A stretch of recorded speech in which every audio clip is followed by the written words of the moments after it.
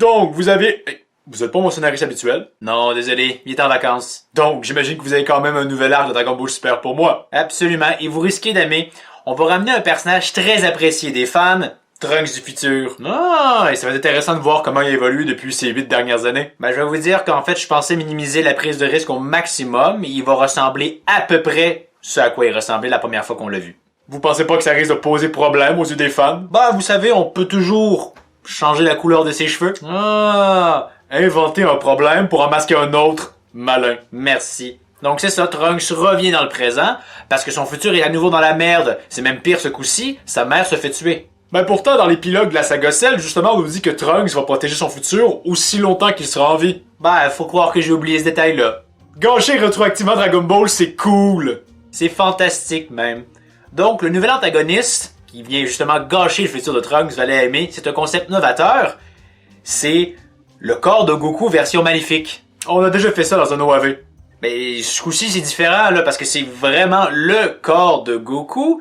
Et en plus, il utilise une espèce d'attaque énergétique tranchante super cool. On a déjà fait ça aussi dans un autre OAV. Ouais, mais personne n'a vraiment vu ces OAV-là de toute façon. En plus, c'est vraiment le corps de Goku ce coup-ci, une version vraiment plus lugubre, et c'est pour ça qu'on le prénomme Black. Et j'imagine qu'il s'habille en noir. Ouais. Très original. Donc justement, Black, via une faille scénaristique, réussit à suivre Trunks dans le présent, et c'est l'occasion pour Goku de l'affronter, mais pas de le vaincre bien sûr, parce qu'il faudrait pas que ça se finisse trop tôt.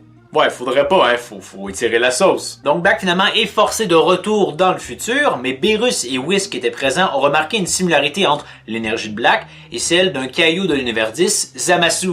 Donc j'imagine que Zamasu a réussi à trouver un moyen de prendre le contrôle du corps de Goku? Oui, mais je vais essayer de brouiller les cartes pour faire croire que c'est plus compliqué que ça. Mais au final, c'est ça. Ouais. Donc pourquoi faire croire que c'est plus compliqué que ça? Bah vous savez, dans la saga Cell, il y avait toute une intrigue un petit peu mystérieuse. J'ai voulu reproduire ça ici, en plus ça me permet de rallonger le temps de l'arc. Ah, si c'est pour allonger, tout passe. Mais avant qu'ils puissent rencontrer Zamasu pour vérifier la chose, ils sont convoqués par Xeno, l'être suprême. Ah, j'imagine que c'est important. Ouais, absolument pas. Xeno fait juste s'ennuyer, puis il veut voir Goku parce qu'il l'aime bien, il veut s'amuser avec lui. Mais bien sûr, Goku lui dit qu'il n'a pas le temps sur le coup, mais promet de revenir avec un ami pour lui. Xeno lui donne ainsi alors un bouton. Tu pèses sur le bouton et Xeno va débarquer. Attendez là. On vient littéralement donner à notre héros un bouton qui permet de littéralement faire un Deus Ex Machina? Ouais. Vous voyez pas un possible problème avec ça? Non. Bon, ok alors. Donc Goku avec Beerus et Whis partent à la rencontre de Zamasu, mais il n'arrive pas à trouver forcément les informations qu'il voulait.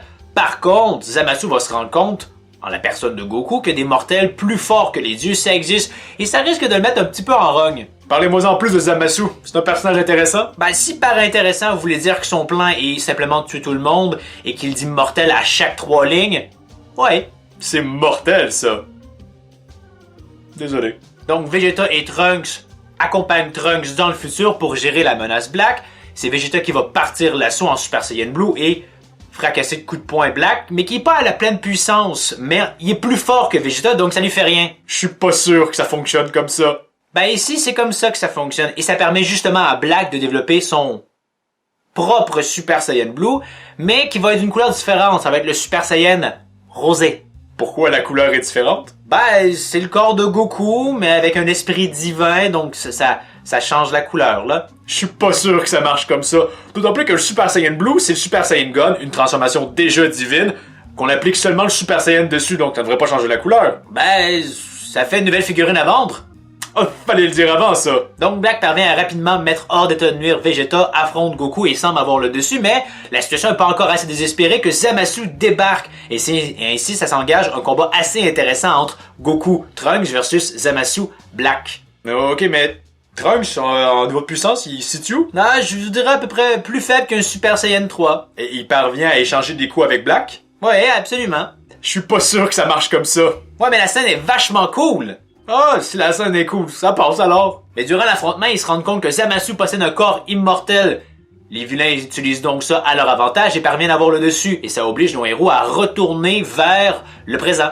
Nos héros ont connu une première défaite? C'est intéressant, ça. Justement, ils connaissent maintenant que Zamasu est impliqué là-dedans. Ils vont le rencontrer, font la démonstration de sa culpabilité.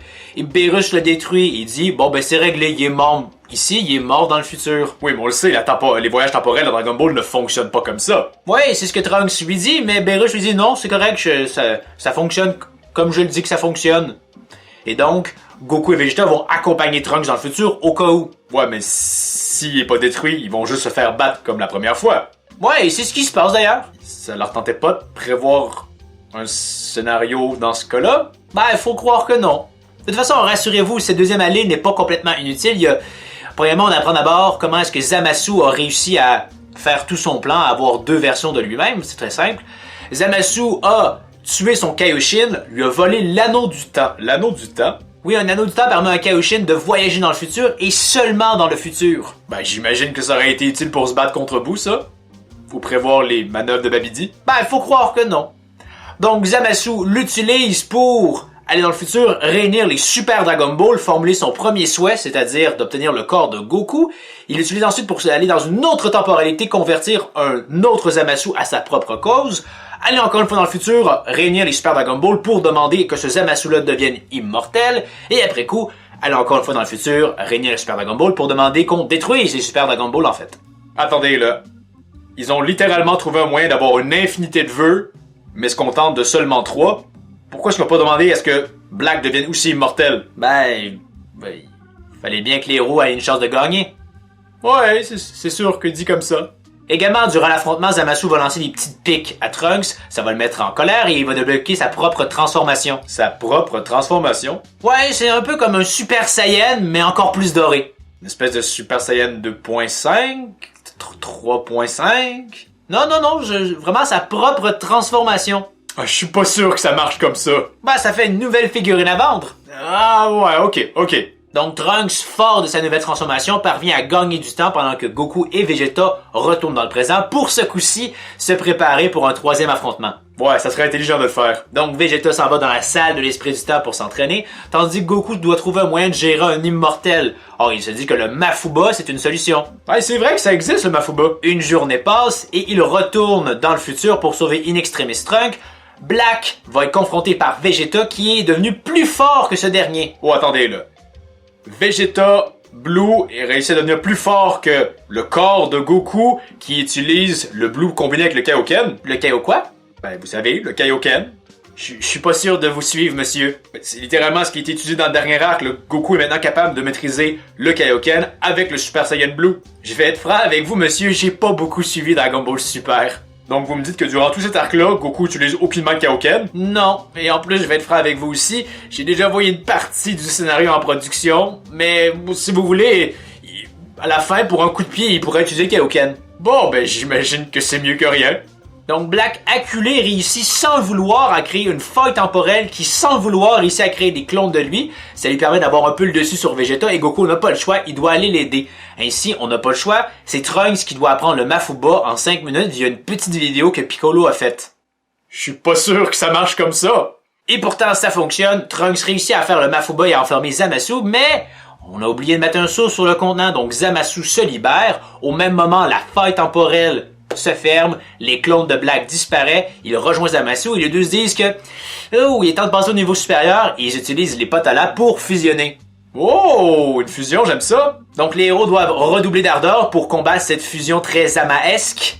Et on a droit à des moments assez intéressants, je pense que vous allez aimer. On a le droit à un Garlic Gun, père-fils. Ah oui, comme dans la saga Cell avec le Kamehameha, père-fils. Ouais, attendez, là. Trunks est capable d'utiliser le Garlic Gun? Oui, durant l'arc, je me suis dit que ça serait très intéressant de voir Trunks utiliser des techniques de Gohan et celles de Vegeta. En plus des siennes. Trunks a des techniques qui lui sont propres?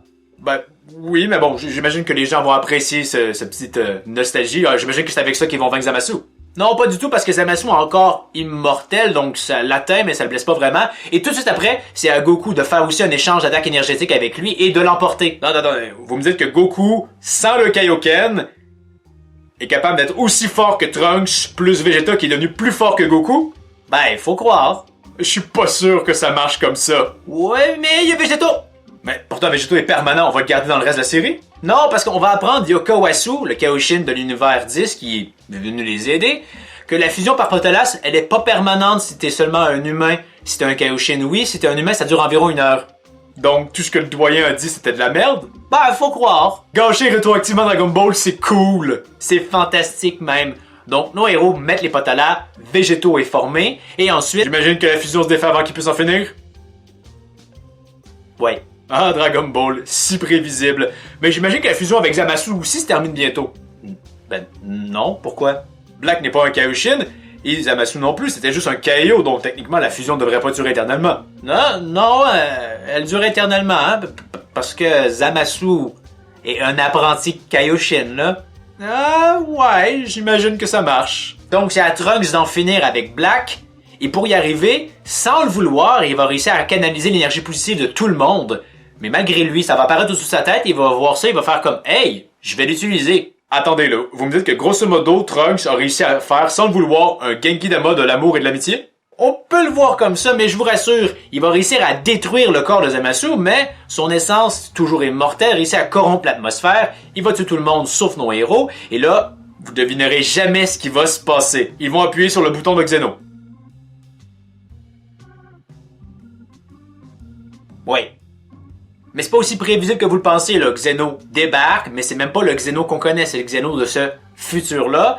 Il se dit, hey, tout ça c'est corrompu, donc je vais tout détruire.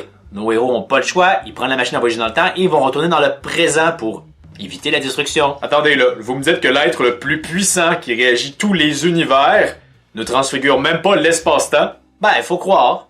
Je suis pas sûr que ça devrait marcher comme ça. Non mais vous allez voir, là, j'utilise ça quand même.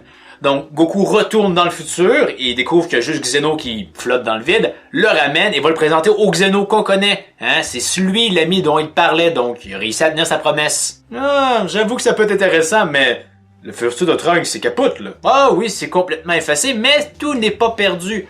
Whis va créer un autre futur où il aura réussi à régérer la menace de Black et Trunks va aller vivre là-bas.